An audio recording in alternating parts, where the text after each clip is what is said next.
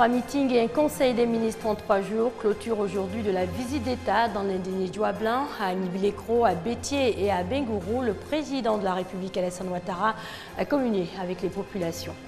Le jeudi 24 septembre prochain, la communauté musulmane va célébrer la Tabaski. Retour ce soir sur le sens de la fête du sacrifice et surtout les modalités de ce rituel.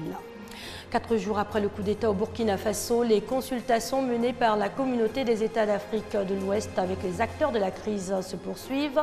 Les présidents béninois et sénégalais ont pu rencontrer enfin Michel Kafondo, toujours placé en résidence surveillée. Bonsoir à tous et merci de vous informer sur RTI2. 3 journées, 3 meetings et un conseil des ministres clôture aujourd'hui de la visite d'État dans l'Indénié Douablin, à Nibilekro, à Bétié et à Bengourou. Le président de la République, Alassane Ouattara, a communié avec les populations. Il a parlé de paix, de cohésion, de rassemblement et de développement. On écoute le chef de l'État, c'était lors du meeting de clôture à Bengourou. Jeudi dernier déjà, j'ai eu le grand privilège d'être reçu par Sa Majesté le roi du Douablin, Sa Majesté Nana Agnibilé II, à la cour royale d'Agnibilekro. Dans la soirée, nous avons eu un autre grand privilège, celui d'échanger avec Sa Majesté Nana Bouakwasi III, roi de l'Indénié. Et cet après-midi, nous aurons le grand privilège, le grand honneur d'être reçus à la cour royale avec toute la notabilité, Dominique et moi-même et toute la délégation qui nous accompagne. Quelle marque d'amitié, de considération et quel grand honneur. Merci à leur majesté. Chères sœurs, chers frères de l'Indénié Douablin, je voudrais profiter de ma présence ici dans le royaume pour rendre un hommage à tous les rois et chefs traditionnels de notre beau pays. Je sais que votre rôle est primordial.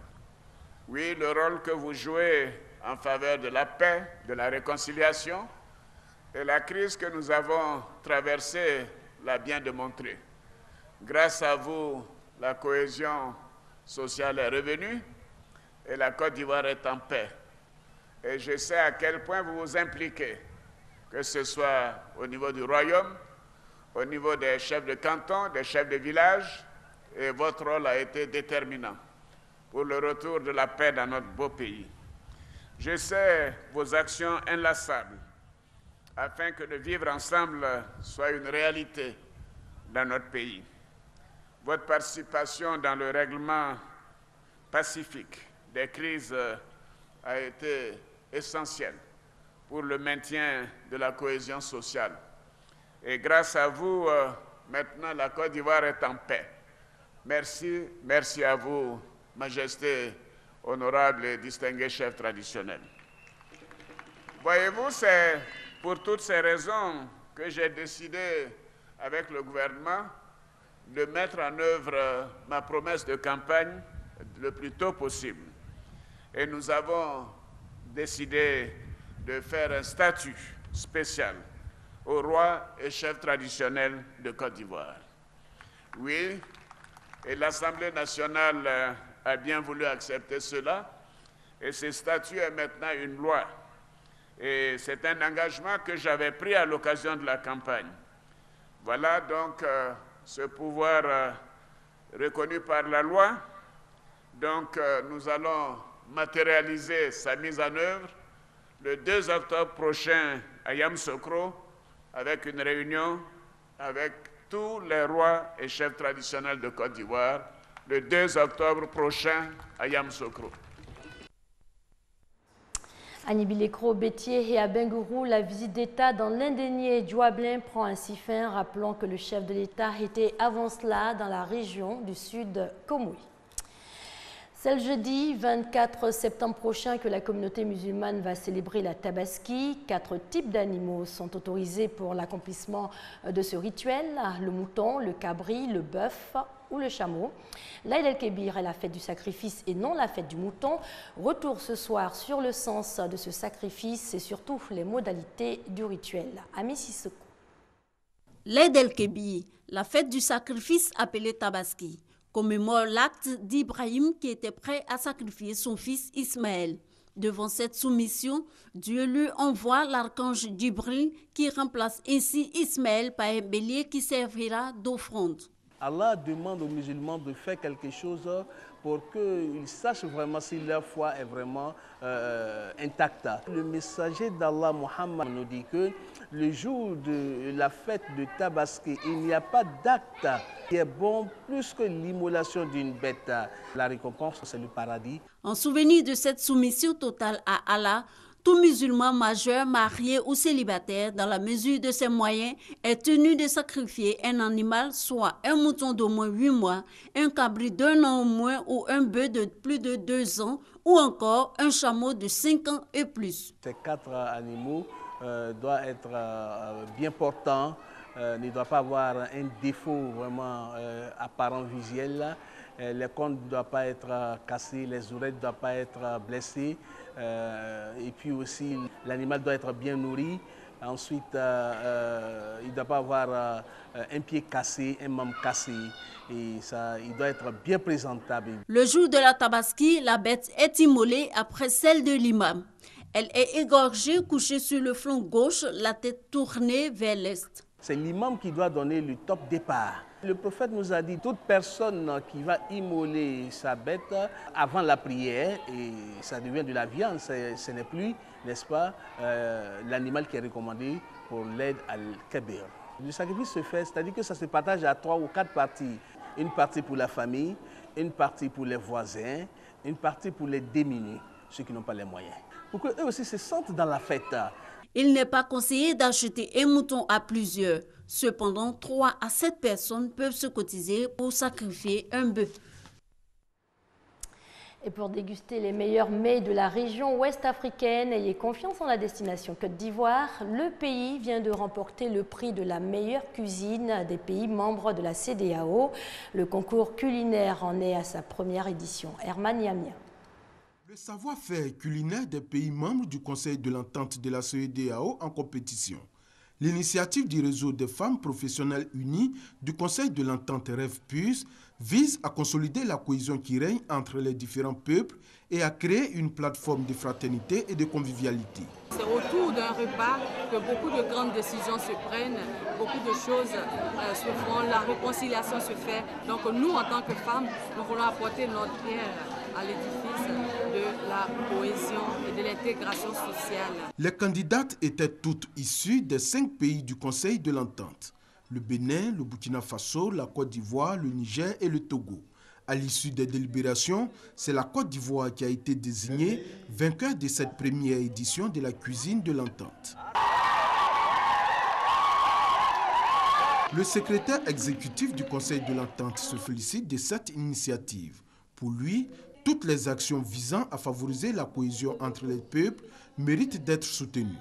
Le REV+ est une organisation de femmes issues de divers corps de métier qui entend développer une synergie des compétences et des expériences pour œuvrer à l'émergence de leur pays.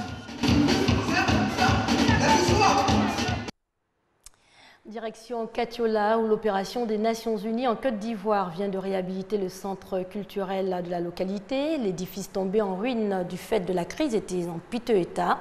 C'est désormais un lointain souvenir. Léon Brou.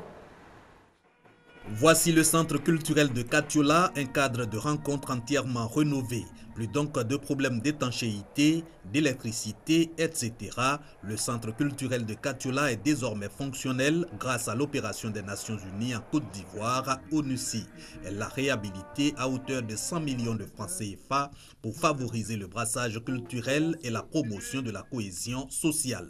C'est un cadre qui doit servir pour les échanges et les dialogues entre les communautés. Nous formulons le vœu que tous ces échanges, toutes ces réunions, toutes ces rencontres aillent dans le sens de la promotion de la réconciliation nationale et du renforcement de la cohésion sociale. En recevant le nouveau centre culturel de Katiola, élus et cadres de la région du Yambol ont dit leur reconnaissance à l'ONUCI. Je voudrais d'abord dire un très grand merci à l'ONUCI. Nous sommes très heureux que ce centre culturel retrouve sa fraîcheur d'antan. Nous sommes les plus heureux vu que nous sommes les bénéficiaires de ce centre culturel réhabilité et nous comptons en faire un bon usage. Le centre culturel réhabilité de Katiula a été construit en 1979 dans le cadre des fêtes nationales tournantes. Il est tombé en ruine du fait de la crise.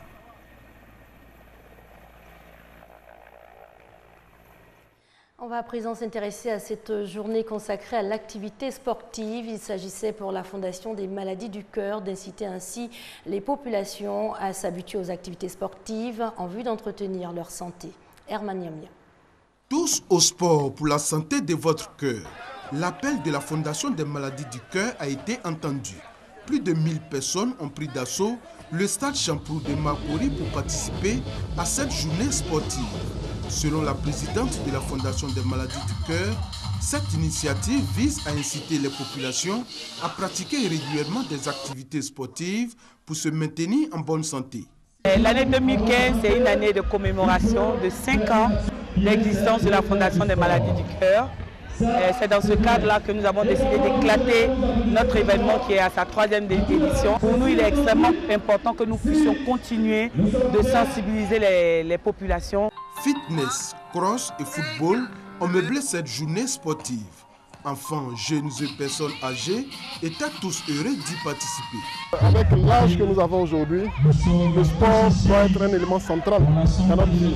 Le sport fait du bien. Je donne même conseil à mes amis pour dire que chaque matin, de faire le sport comme moi. Parce qu'on trouve que je suis jeune avec mes 50 ans. La pratique régulière d'une activité physique, selon les experts, a de très nombreux bienfaits, parfois insoupçonnés. Elle protège contre la survenue des maladies cardiovasculaires, réduit le risque de diabète et aide à mieux équilibrer le taux de sucre dans le sang. C'est pourquoi il est recommandé aux populations de s'intéresser au sport. Selon l'OMS, l'Organisation mondiale de la santé, il faut 30 à 35 minutes de façon quotidienne à une personne de faire une activité physique régulière. Alors nous recommandons soit une marche, elle peut être lente, elle peut être rapide, mais de manière à ce que le corps puisse être en mouvement. Au cours de cette cérémonie, les meilleurs sportifs dans toutes les disciplines ont été primés.